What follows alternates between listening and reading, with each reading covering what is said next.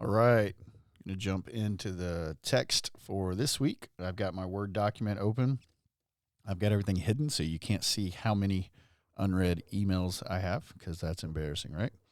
So I'm in my Word document. This is what I'm going to do. I'm going to take my layout. We're going to go to orientation. I want it landscape. I want my margins narrow. What else? So I've already copied my text. I'm just going to paste it right here in my Word document. So what I've got here is Romans chapter 2. I've got verses 11 through 16. I'm going to take out this God's judgment in the law. That's an ESV heading. I don't care about that.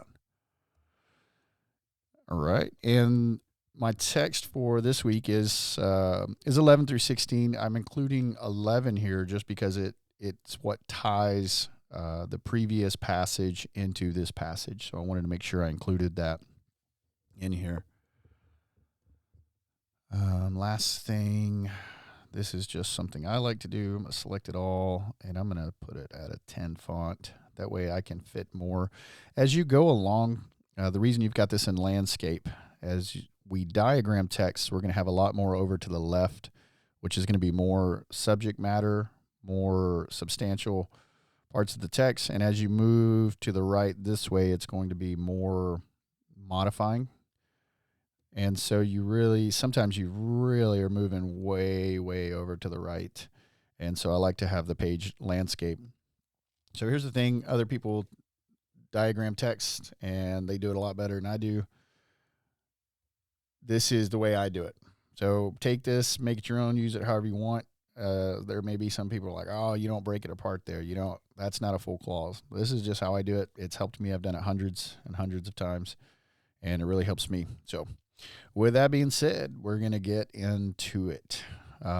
For God shows no partiality. I'm just going to leave that statement as it is. And what I do, I'm going to identify what's going on here.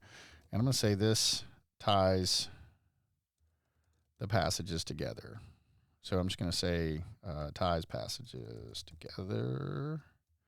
Now what I do is I'm going to highlight this in orange so that I know, where's the orange? Usually I've got an option for orange here. So, I've got a coloring system I really like, and this is not allowing me to do it. Well, because green means something to me, blue means something to me. I'm gonna highlight it in this. The reason I do that is because that lets me know this is not part of the text. I don't want to get confused and start working off of any part of my notes or anything that's not part of the text. And it also helps me identify what's going on with this particular clause. So just for space purposes, this is how I do it. I'm going to jump down a space here. And so this sentence begins with the word for. For me, I'm taking that out, or I'm separating that. I need to know that word for is in there. Now, what's that word for doing? It's a conjunction, and this word for ties this back to the previous text, which I preached that last Sunday.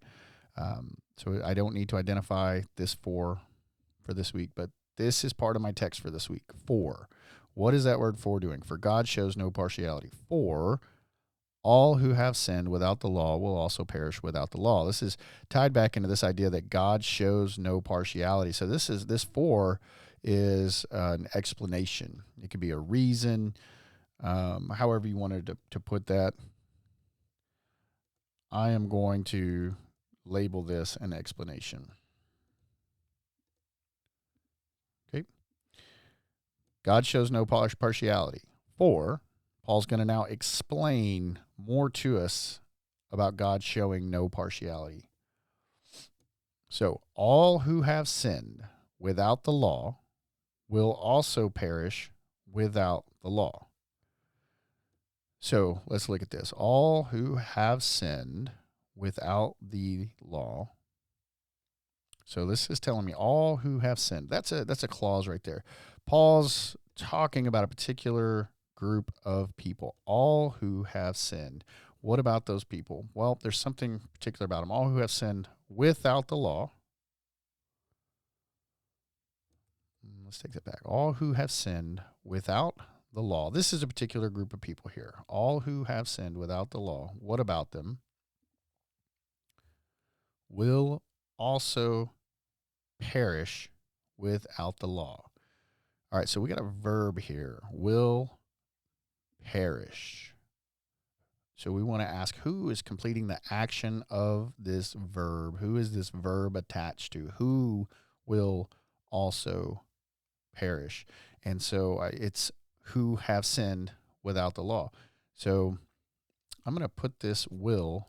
I want it to be where I understand this idea of who have sinned without the law. I want this will to be right underneath so I know that these are the people completing this action. So I'll tell you what I'm going to do. I'm going to further modify this. All who have sinned. That's a group of people. There's a group of people who have sinned. Okay, but Paul is using this without the law to really modify that and explain even further. He's not just talking about all who have sinned. He's talking about a particular group of people who have sinned without the law. So this without the law is modifying sin. They've not just sinned, they've sinned without the law. Okay? These people, all who have sinned, but not just sinned without the law, so will also perish. Okay, so all who have sinned without the law will also perish. So this will here is tied to this who have sinned. So even if this wasn't here without the law, you could say all who have sinned will also perish. Okay? I don't know how to get rid of this little thing. I wish it would go away. All who have sinned without the law, these people will also perish. But they won't just perish in any particular way. They will perish without the law. So this prepositional phrase here, without the law, is modifying. Let me ask you a question. Is it modifying who? So without the law? No. It's modifying how they're going to perish. So they've sinned without the law. They will perish without the law. Okay? So we see that. We've got a clause here. All who have sinned. This is a group of people. But Paul wants to modify that even more. Without the law. But all who have sinned without the law, they will also perish. How will they perish, Paul? They will perish without the law. So if I was just to take this one sentence right here, and I wanted to pull a subject, I wanted to pull the topic out of this. What is he talking about? He's talking about a particular group of people, sinners, okay, without the law. So I'd have to apply a little bit of historical context to this, theological context to this, because I like my subject to be one word. I don't want a big, long, wordy subject. So how do I narrow it down to one word subject? I would say all who have sinned without the law. Who in Paul's mind are the people without the law who are sinning? I'd say Gentiles. He's not talking about the Jewish people who they're sinners, according to Paul, but they're sinners with the law. He's talking about all who have sinned without the law. So Gentile sinners. And what about the Gentile sinners, though?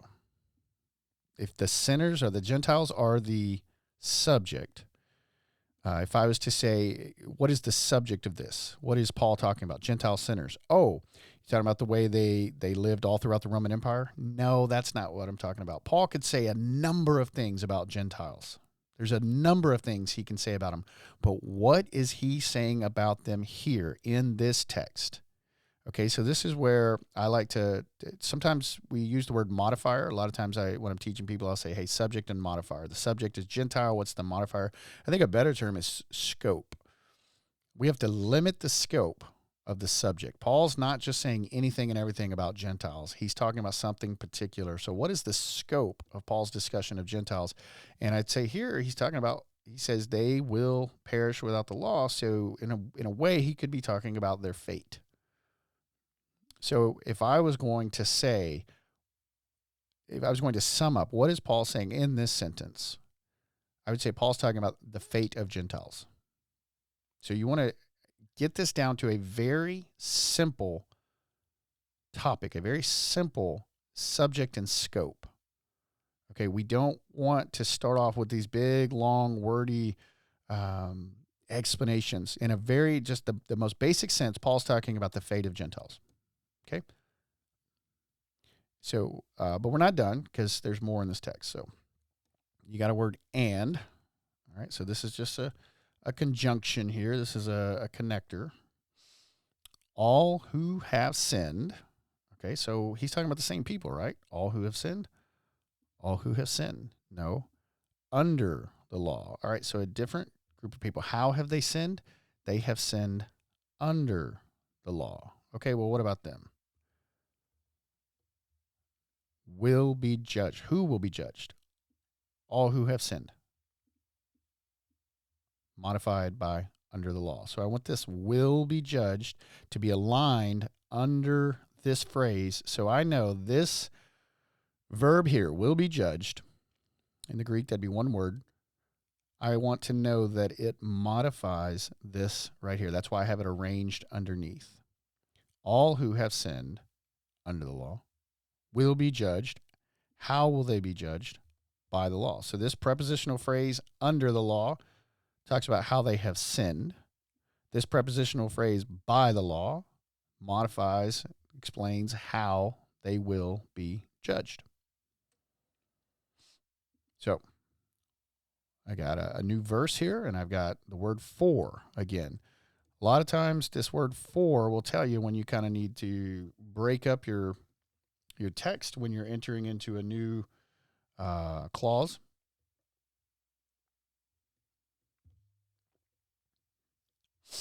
For. It is not. All right. So what Paul's doing here, what's he doing? He's giving us an explanation, right? I want to make sure I know that that's not part of the text. For, Paul's going to explain something about all of this. Remember we said Gentiles, the fate of Gentiles?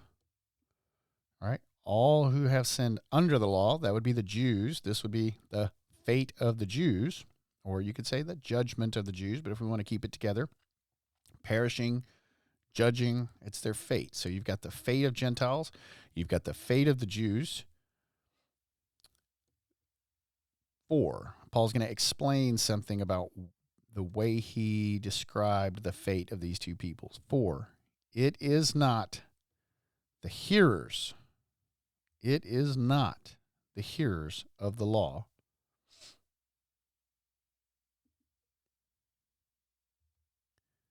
I'm going to break that up. Who are righteous. So it is not the hearers. I want this under hearers because this who here modifies hearers.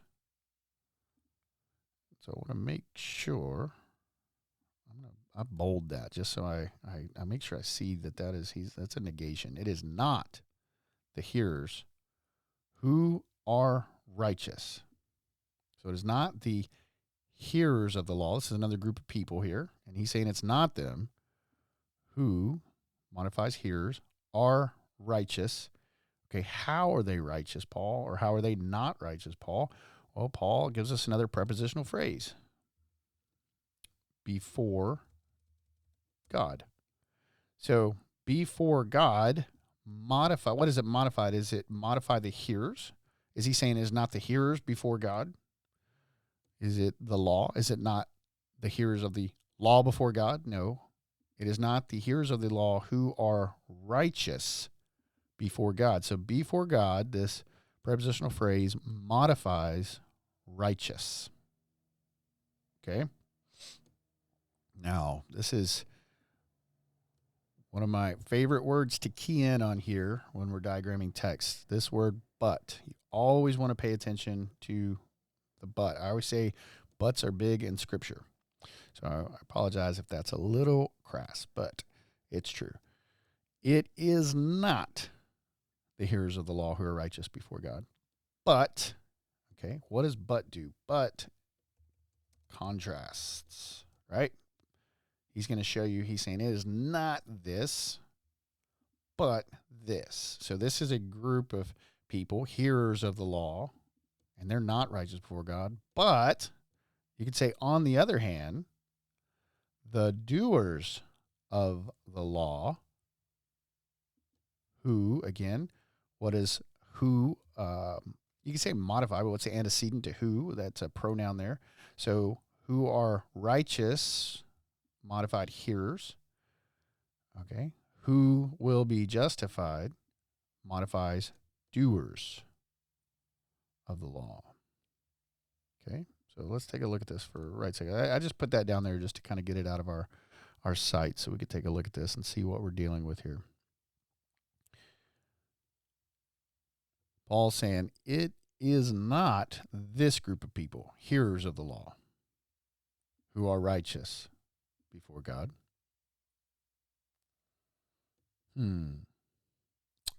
But, contrast, you could even put in here, I'll put it in brackets so that I know it's not part of the text. It is. So I'll pay attention to that. That's just my own little note I put in there to show me the contrast. If it is not, the contrast would be it is. The doers of the law, put that right under doers, who will be justified. It is not the hearers, it is the doers.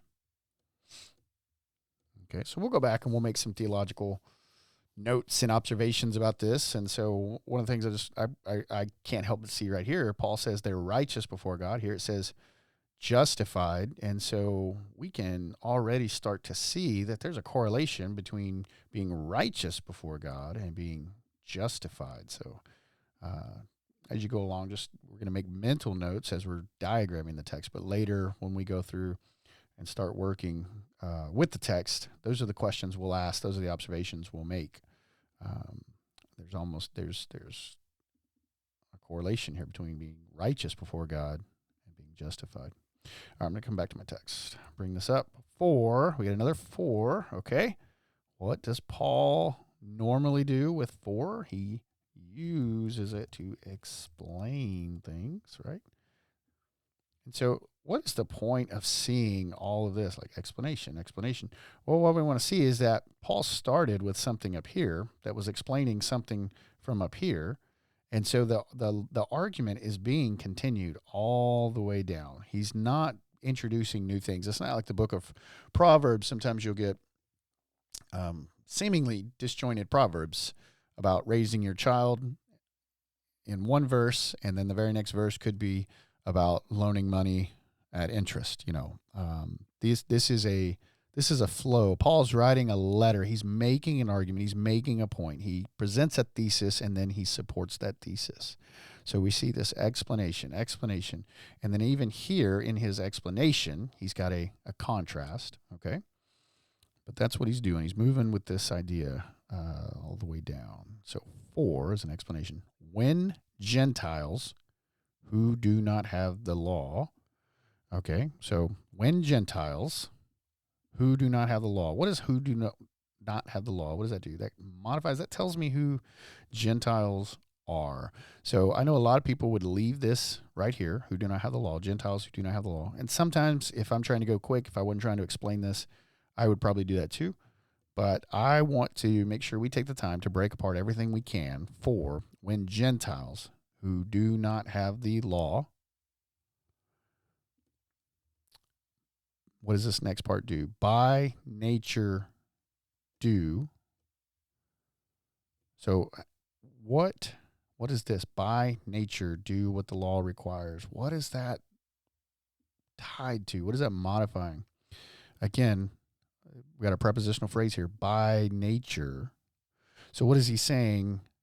What is that prepositional phrase modifying? It's modifying Gentiles. So the way I look at this part right here, who do not have the law, is the way I know that that is just a modifier. I can take that out and the sentence still makes sense. When Gentiles by nature do what the law requires. It's the same sentence.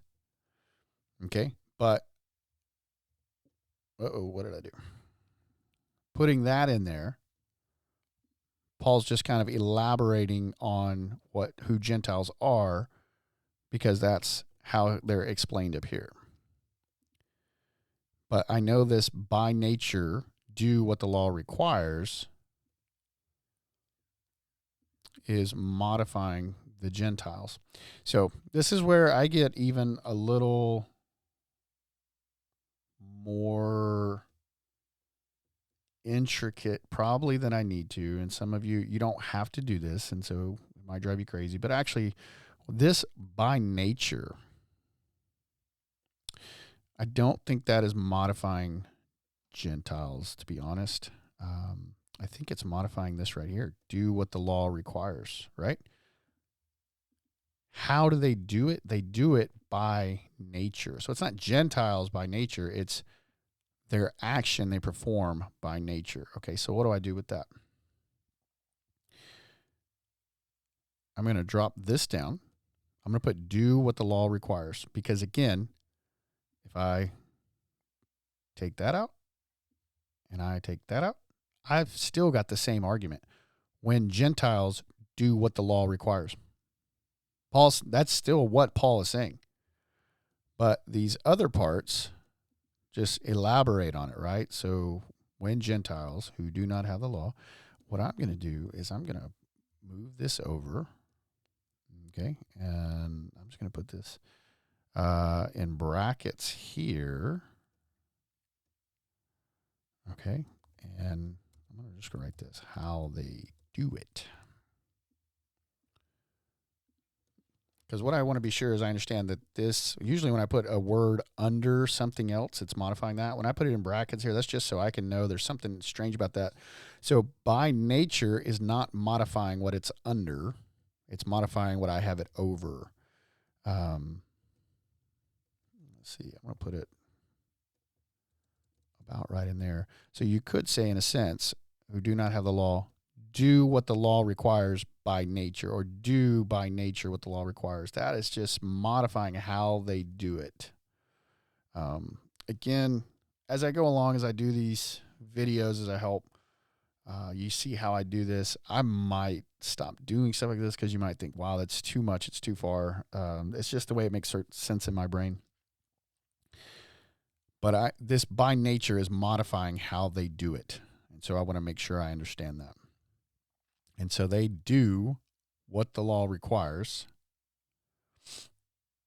Okay, so when Gentiles who do not have the law do what the law requires, they are a law to themselves. So we got a new clause here. And so I'm going to back that up all the way over here to the left. This idea here, when Gentiles. So when, that's a time word, right? You'd say, hey, when are we going to lunch? When is the party? That's not what Paul's using when here. Paul's setting forth a condition. When Gentiles do this, when this condition is present. So I'm going to write that here just so I know what's going on. This is a condition. When this condition is met, they do what the law requires. They are a law to themselves. So I'm just going to put this down here so it's not in their way. They are a law. What is this? This is a prepositional phrase. I'm going to put it right under to themselves. Are. That's the verb there. To themselves. So to themselves, that prepositional phrase is really modifying this are a law to themselves. So when this condition is present, Paul is saying this is the result. So I want us to see, just like up here where we have the word but, you've got this contrast for, it's not this, but it is this. You need to understand there's always going to be two sides to a contrast. In the same sense, whenever he's explaining, like imagine if this word was if. Okay, Paul's setting forth a condition. That's kind of how he's using that when here. He's setting forth a condition. When this condition is met, the result is they are a law.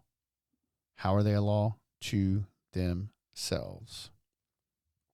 All right, bringing this back up. They are a law to themselves, even though they do not have the law. So this is going to be interesting. I don't really know what we're going to label this, but the way I see this even though is really modifying are, or are a law. They are even though. They are a law even though. Maybe I'm wrong and maybe other people see that different. I just see this even though tied to this verb here. They are even though. Why? Because you could take this out. You could take to themselves out, and they are a law even though. I could probably take that out. It wouldn't make any sense, but they are even though. So that's how I see that. They are even though they do not have the law. Even though. All right, so how would I label this even though? They are even though. So he's saying, even though, when someone says that, it's like I am a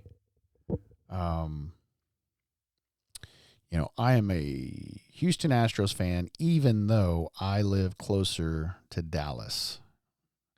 That even though says from at first glance it should be this way, but in actuality it's this way. So even though, how do I write that? So this is just my own notes. You write whatever you want. Not as it would seem. Okay. Maybe I can come up with a better word as we go along to figure that out. But I'm just going to leave that in there for me. Even though. And then I'm going to put they do not have a law.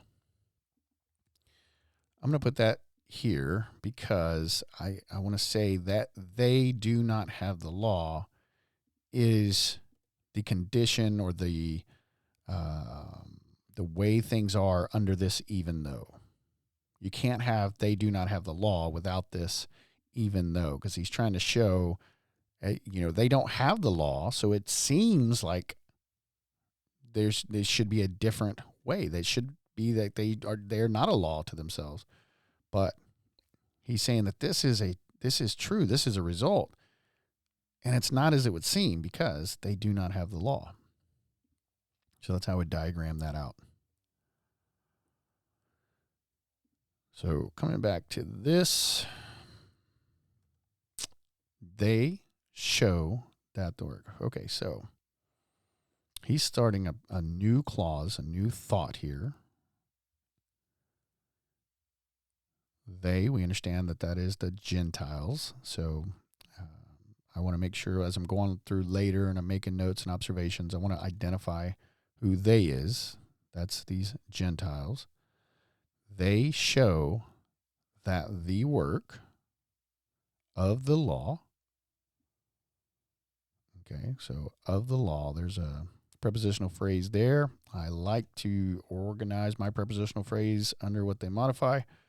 So they show that the work, what kind of work? Of the law is written. What is written? Is it the law that is written? Could I say they show the law is written? No, it's specifically the work. What kind of work? Of the law. What about that work? It is written. So I want is written to be under work because that is what is performing the action. It's not the law that is written. It's the work of the law is just modifying what type of work. So how can we know this is true?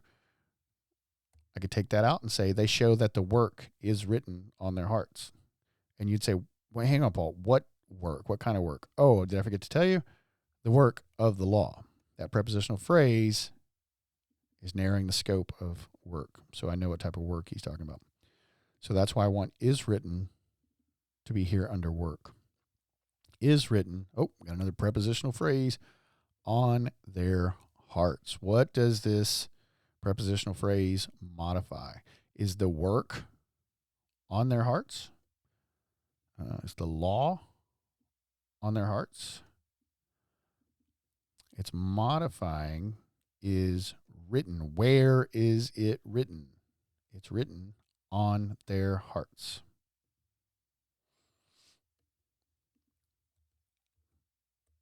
While their conscience. Okay, does while need to be under any of this? Does it need to be the work of the law is written while they're I don't think while is tied to work.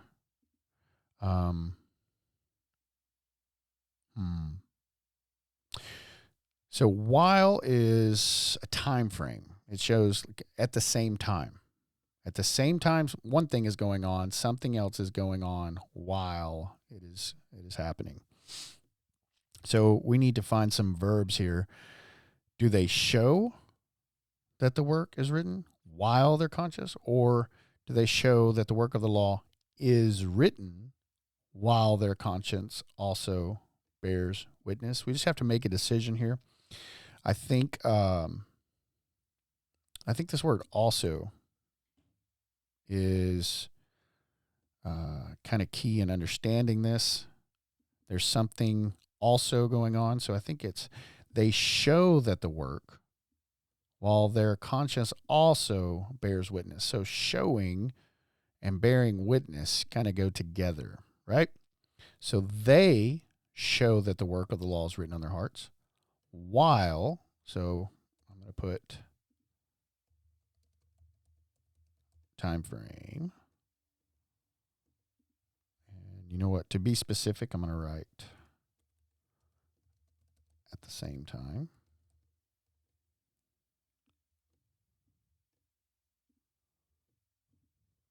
Put my bracket in there. It's not a bracket. There you go. While, so they show while their conscience also, what does their conscience do? Bears witness. Their conscience also bears witness. So they show the work of the laws written in their hearts, while at the same time their conscience also bears witness. All right. And's a conjunction. You don't have to write that, but I'm going to write it just so I know he's joining two thoughts together here.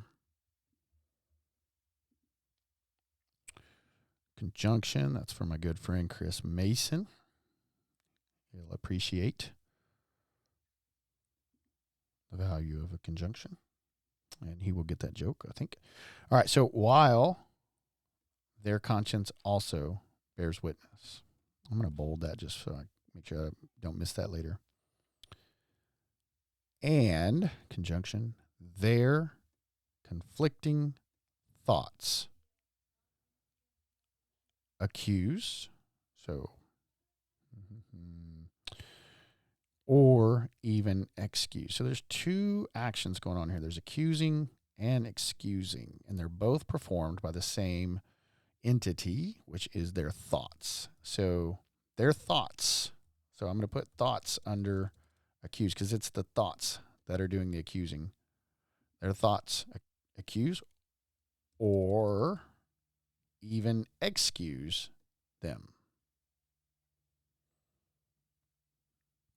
So their conflicting thoughts, what do their thoughts do? Their thoughts accuse or excuse them. So we need to understand this them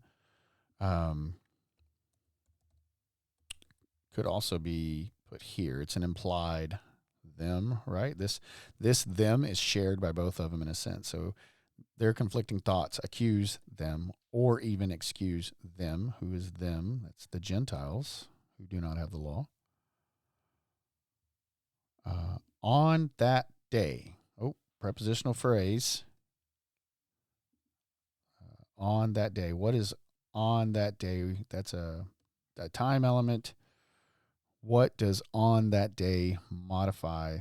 I think it modifies. Does it modify conflicting? Can I say they're conflicting on that day? No. Can I say they're conflicting thoughts on that day? No, that's not what Paul's saying. Their conflicting thoughts accuse or excuse on that day. So on that day modifies these actions, accusing and excusing. So I want to arrange that under there so that I understand this excuse and accuse is occurring on that day. What day? That day when. So I'm going to put when under day because that is what we're doing. We're setting a time frame, and Paul's going to now go through and explain when that day is. When, according to my gospel, again, God judges the secrets of men by Christ Jesus. So here's what I do with this. We're about to run out of space on this page. So this is what I'm doing. I'm going to break this all down to the next page just so you guys can see where I'm going with this. We don't want to run out of room. On that day, when, according to my gospel,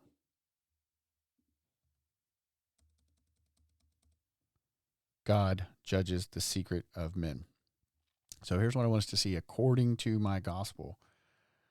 Could I take that out and still understand this sentence? On that day when God judges the secret of men by Jesus Christ. Yes, I can take that out. Well, what purpose does it serve? He's talking about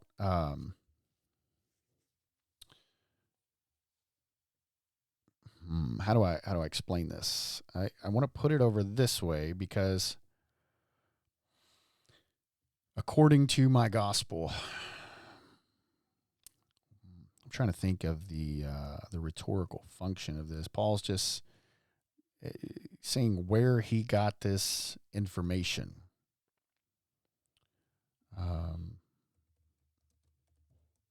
So I'm going to put just source of info.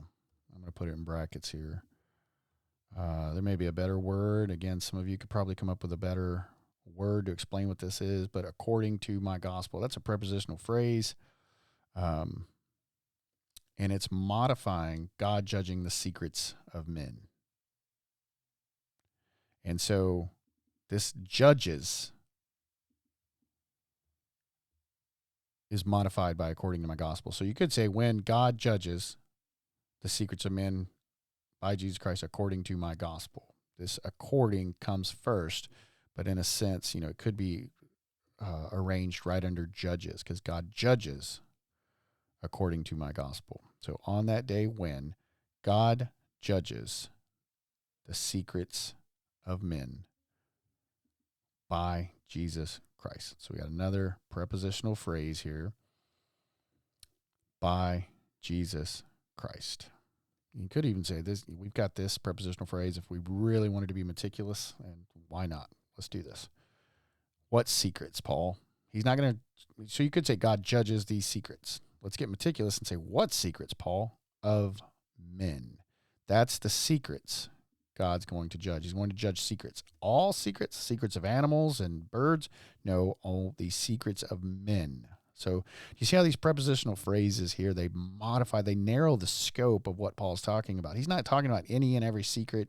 If I don't know if dogs could keep secrets or, whatever. He's talking about specifically the secrets of men.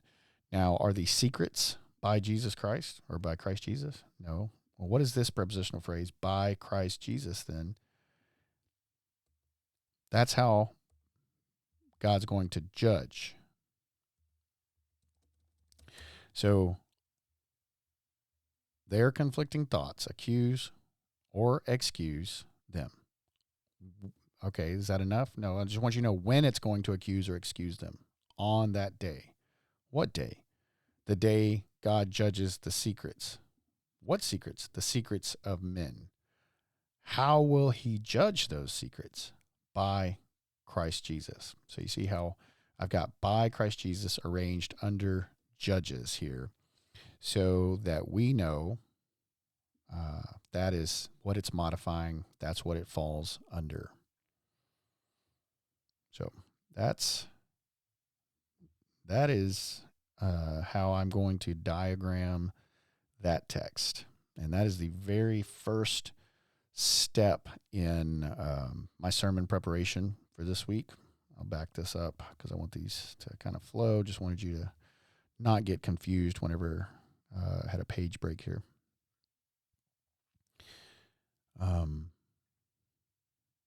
So that's my diagram.